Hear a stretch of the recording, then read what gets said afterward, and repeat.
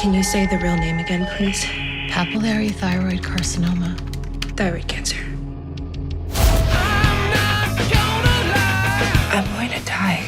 All of us here are dying. This is a hospice? My parents told me this was a boarding school. What is this? It's kind of a club. It probably goes without saying that at this point, people are going to watch The Midnight Club simply because Mike Flanagan's name is attached to it. After the acclaim for The Haunting of Hill House, Flanagan's The Haunting of Bly Manor was met with a slightly less enthusiastic welcome. But Flanagan's Midnight Mass was a masterpiece of storytelling. If this release pattern holds, The Midnight Club would be a weaker entry in the Horror Master's list of shows. Luckily, I am glad to say that the series has broken expectations. The Midnight Club is nothing like any of Flanagan's previous films or series, but impresses nonetheless by combining an original story based on the novel of the same name by Christopher Pike, bringing more scares than the novel but managing to keep the same themes of grief and death while expanding into new territory.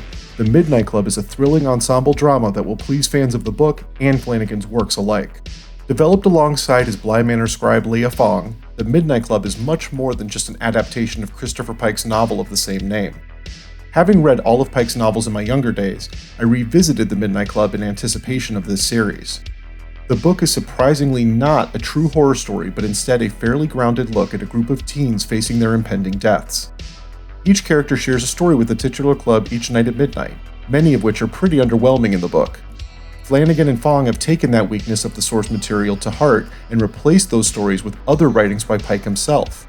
In essence, The Midnight Club plays like the greatest hits of Christopher Pike's bibliography, with the stories told by the characters coming from various novels of his, like Gimme a Kiss, Road to Nowhere, Witch, The Wicked Heart, and more.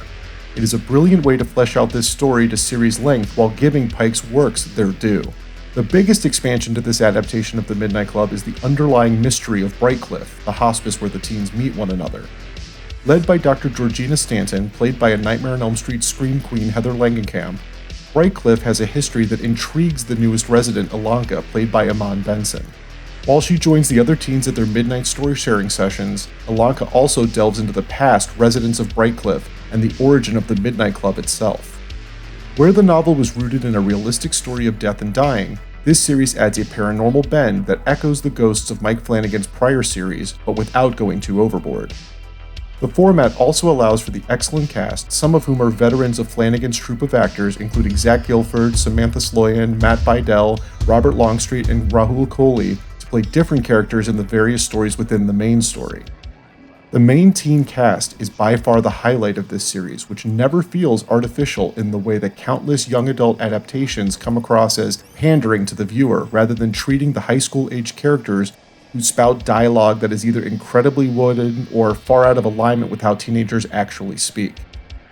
While Anara Simone, who plays Sandra, and Igby Rigney, who plays Kevin, both appeared in Flanagan's Midnight Mass, the rest of the teens are new additions, including Chris Sumter, Aya Furukawa, Ruth Codd, Sorian Sepkoda, and Adia.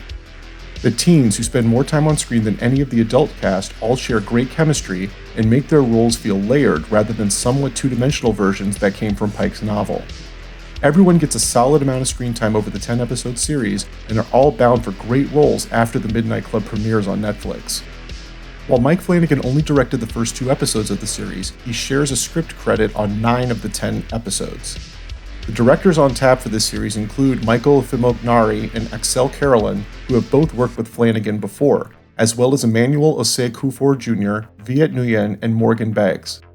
On the writing side, Flanagan's co-creator Leah Fong wrote 3 episodes along with Julia Bicknell, Elin Gale, Chinaka Hodge, and Flanagan's brother James.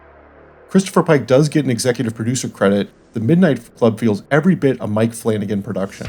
With music from the Newton Brothers and editing by Lucy Donaldson, both prior Flanagan collaborators, The Midnight Club shares an aesthetic of the filmmaker's previous Netflix series while still coming off as fresh and unique enough to stand on its own. In many ways, I felt this series is the tone and format that Josh Boone was aiming for with his film The New Mutants, but The Midnight Club is superior to that in every way. The Midnight Club is a treat for fans of both Mike Flanagan and Christopher Pike, blending the best qualities of both into a series that is at once a tribute to the author's novels and an original creation that adds to the director's growing list of quality series.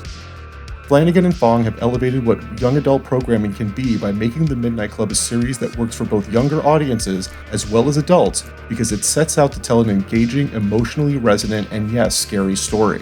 While it may not be as viscerally frightening as The Haunting of Hill House, this series is a very balanced combination of drama and horror that has more than enough spooky moments to draw you in, and even more powerful storytelling to keep you engaged. As much as I love The Midnight Club as a book, I think I love this series even more. By far the most varied storytelling of any Flanagan series to date, I hope The Midnight Club prompts viewers who never read a Christopher Pike novel to go back and check them out. That's why I'm giving it an 8 out of 10.